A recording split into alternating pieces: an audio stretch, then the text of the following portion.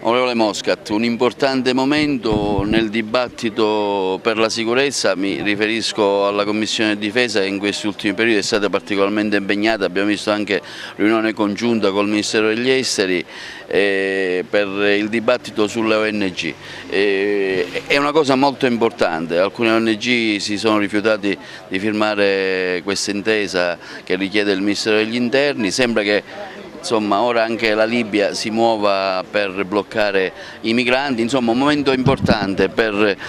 un certo ridimensionamento del problema. Noi siamo all'interno di una strategia complessiva che è partita ormai da alcuni anni, Mare Nostrum, l'operazione Sofia, EUNAVFOR Med,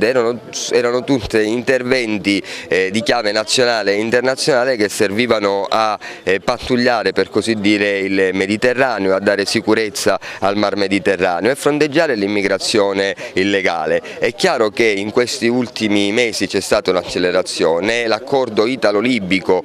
per il pattugliamento all'interno delle acque libiche, il sostegno alla guardia costiera libica aiuta proprio lo Stato libico, il governo di Serraj a monitorare ancora di più il flusso di immigrazione illegale, e il nuovo regolamento che si vuole stipulare con le ONG serve a mettere in chiaro alcune cose e soprattutto stabilire delle regole. Nessuno mette in dubbio il ruolo importante che hanno le organizzazioni non governative. Nel mondo rappresentano bandiere di democrazia, di diritti civili, di difesa dei diritti civili. È chiaro che come ogni cosa bisogna che vengano regolate e regolamentate, perché le regole, il rispetto delle regole aiutano tutte quelle ONG che fanno questo con grande spirito di sacrificio, con grande dedizione e con grande senso di umanità. Avere delle regole chiare che consentono alle ONG di potersi muovere entro determinati limiti e nel rispetto di alcuni